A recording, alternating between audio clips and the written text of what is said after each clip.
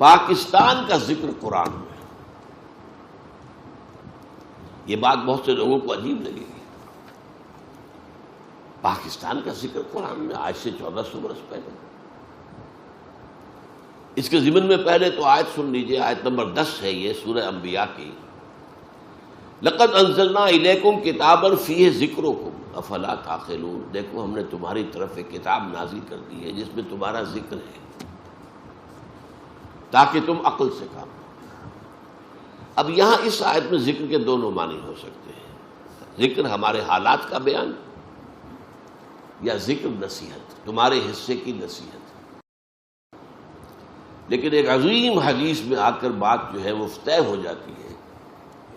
فیہ ذکر ما بعدکم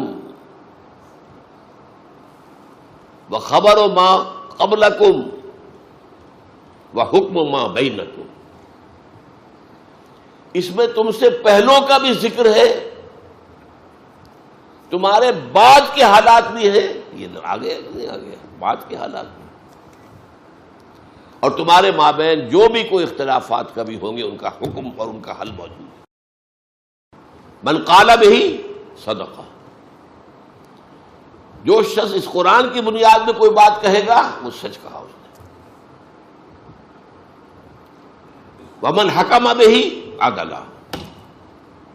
اور جو اس قرآن کے ذریعے فیصلہ کرے گا اس نے عدل کیا.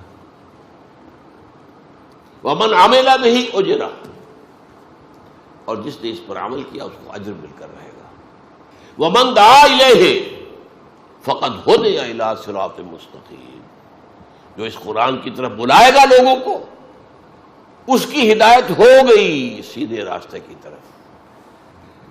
وَاذْكُرُوا إِذْ أَنْتُمْ قَلِيلٌ. یاد کرو ذرا جب تم ہندوستان میں، اب یہ میں ایڈ کر رہا ہوں، اقلیت میں تھے. ہندو 4 گنا زیادہ تعلیم یافتہ، سرمایہ دار، انگریز کے قریب.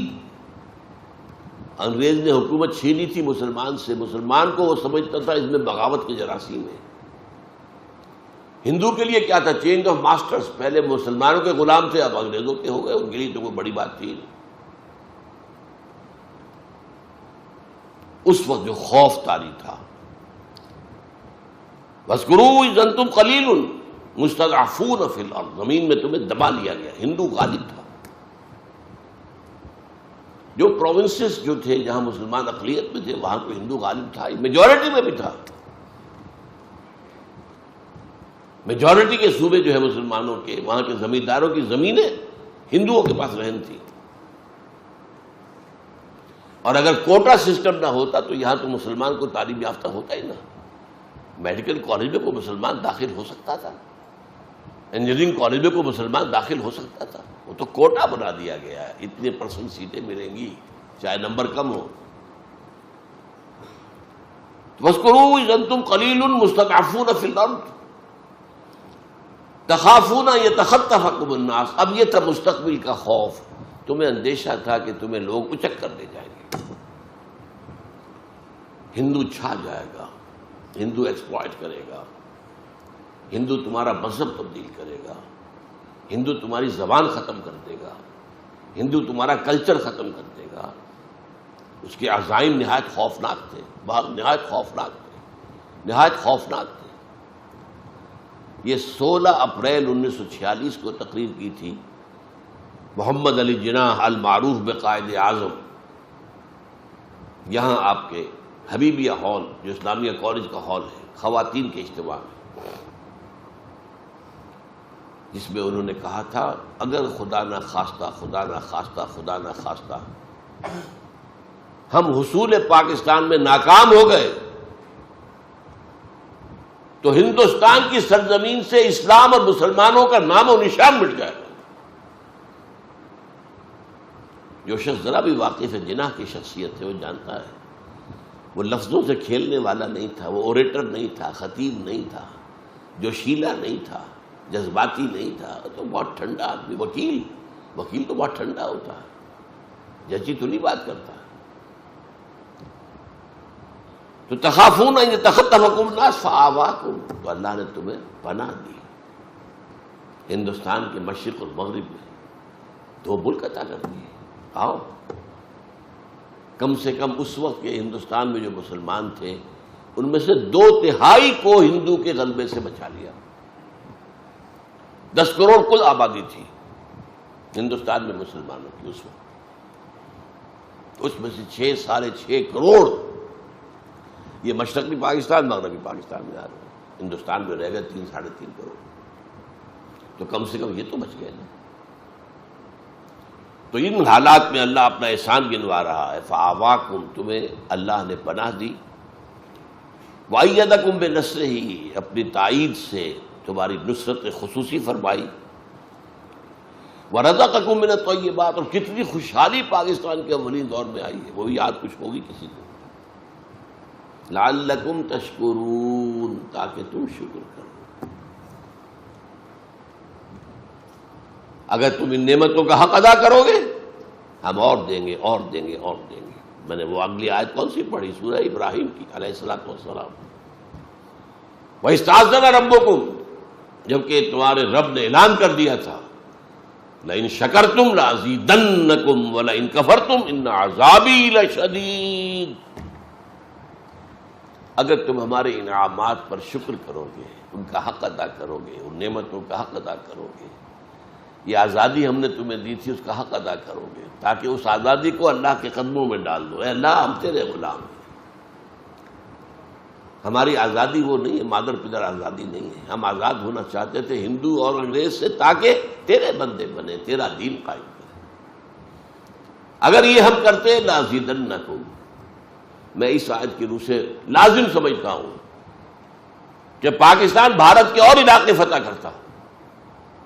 کم سے کم کشمیر کا تو سوال ہی پیدا نہیں ہوتا کہ جانے دیتا. لیکن ہم نے پہلے روز سے ناشکری کی، اللہ کے دین کی طرف قدم نہیں بڑھایا.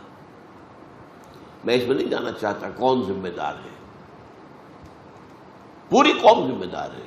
البتہ مختلف افراد کی اپنی اپنی جگہ اہمیت ہوتی ہے، اس کے اعتبار سے کسی کی ذمہ داری زیادہ ہے، کسی کی کم ہے. لیکن لعلکم تشکرون نہیں کرو گے تو عذاب. اللہ نے 25 برس قمری اعتبار سے 25 برس مہلت دی. پھر عذاب کا پہلا کوڑا پڑا مشرقی پاکستان. 93,000 ہمارے قیدی ہندو کے ہاتھ. کتنا اسلحہ، کتنے ہمارے جہاز، کتنے ہمارے ٹینک ہندو کے پاس گئے.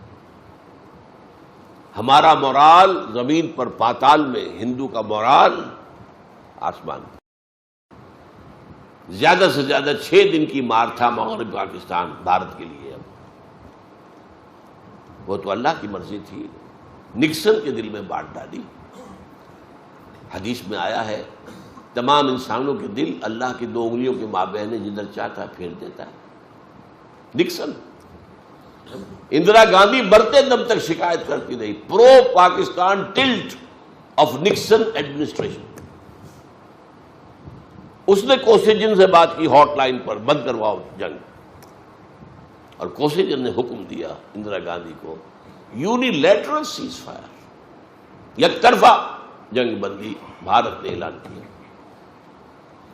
ورنہ ہمارا سیالکوٹ سیکٹر ٹوٹ چکا تھا، بڑھ رہا تھا بھارت.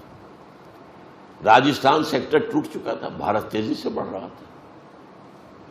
لے دے کے جنرل ٹکا خان موجود تھے صرف، اور یہ سلیمان کی میں ٹاسک فورس لے کر بیٹھے ہوئے تھے. صرف ایئر فورس ہماری پیرالائز کر دی تھی بھارت نے، جبکہ 1965 کی جنگ ہم نے ایئر فورس کی وجہ سے جیتی تھی. لیکن 71 میں آ کر روس نے ان سے ایسے ہیلی کاپٹر دے دیے تھے جن کے اندر کہ وہ ایواکس لگے ہوئے تھے، ذرا سا بھی ہمارا جہاز حرکت کرتا تھا انہیں پتہ چل جاتا تھا. اور ہماری بیچاری کیا، ہماری نیوی ہے ہی کیا، بھارت کے مقابلے میں کوئی حیثیت ہے ہی نہیں. ہماری بیچاری نیوی، اس کو آ کر وہ کیماڑی میں مار کر گئے ہیں، یہ بھی یاد ہے کہ نہیں. بہرحال یہ پہلا کوڑا تھا کہ دوسرا اور بڑا کوڑا تنا ہوا ہے. یہ دوسری بات ہے، معجزہ ہو جائے، اللہ اس قوم کے دلوں کو بدل دے. جس میں توبہ، حقیقی توبہ پیدا ہو جائے، اللہ کی طرف رجوع پیدا ہو جائے، خشوع اور خضوع ہو جائے، ایک عوامی سطح پر عزم مصمم پیدا ہو جائے، اسلام کے لیے جینا ہے، اسلام کے لیے مرنا ہے، اور تن من دھن اسلام پر نچھاور کر دینا ہے۔ کوئی عجب نہیں، قوم یونس پر بھی عذاب کے آثار آ چکے تھے، اس کے بعد توبہ کی قوم نے، تو اللہ نے عذاب واپس لے لیا۔ یہ ایک ہی مرتبہ ہوا، تاریخ میں ہوا ہے، اس کا بھی ایک خاص سبب تھا، وہ میں بیان نہیں کر سکتا اس وقت۔ آگے چلیے، کس قدر پیارے الفاظ ہیں یہ، یا ایھا الذین آمنوا لا تخونوا اللہ والرسول، دیکھو اے مسلمانوں، اللہ اور اس کے رسول سے خیانت مت کرو، یہ امانت ہے اللہ اور اس کے رسول کی تمہارے پاس۔ تم نے دعائیں مانگ مانگ کر یہ ملک لیا تھا، اب اس کے اندر اپنی منمانی چلاؤ گے بجائے اللہ کے حکم کے، اپنی قانون سازی کرو گے بجائے شریعت کی تنفیذ کے، اس سے بڑی خیانت کیا ہوگی؟ یا ایھا الذین آمنوا لا تخونوا اللہ والرسول وتخونوا اماناتکم، آپس میں بھی ایک دوسرے کی امانتوں میں خیانت نہ کرو۔ سب سے بڑی جو ہے امانت وہ یہ پاکستان ہے تمہارے پاس اللہ کا، وانتم تعلمون، جانتے بوجھتے ایسا نہ کرو۔ واعلموا انما اموالکم واولادکم فتنہ، اور جان لو تمہارے مال اور اولاد فتنہ ہے، یہ تمہیں دنیا ہی میں مگن رکھتے ہیں۔ کافر کی یہ پہچان کہ آفاق میں گم ہے، فکر معاش ہے، اولاد کی تعلیم بہتر سے بہتر ہو جائے، 10,000 20,000 فیس دینی پڑے کوئی بات نہیں، کہیں سے لے لیں گے، ڈاکہ مار لیں گے، رشوتیں لے لیں گے، غبن کر لیں گے۔ مال اور اولاد فتنہ ہے، یہی تمہیں روکے ہوئے ہیں، یہی تو تمہاری دامن تھامے ہوئے ہیں، اللہ کی راہ میں بڑھنے نہیں دیتے۔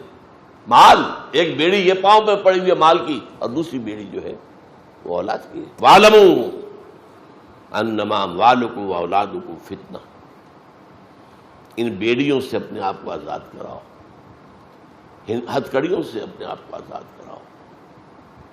ٹھیک ہے، ان کا حق ایک حد تک، مناسب حد تک ادا کرو، انہی کے نہ ہو کر رہ جاؤ۔ وَاعْلَمُوا أَنَّمَا أَمْوَالُكُمْ وَأَوْلَادُكُمْ فِتْنَةٌ وَاللَّهُ عِندَهُ أَجْرٌ عَظِيمٌ، اور دیکھ لو اجر تو اللہ ہی کے پاس ہے، اولاد تمہیں کیا اجر دے دے گی؟ تم نے اپنے آپ کو کھپا دیا اولاد میں، پوری جسم و جان کی قوتیں پیسہ کمانے پر پیسہ لگا دیا اولاد پر، اور یا مکانوں پر اور بلڈنگوں پر۔ ان میں سے کون سی چیز ہے جو تمہیں کو بدلہ دے سکے گی؟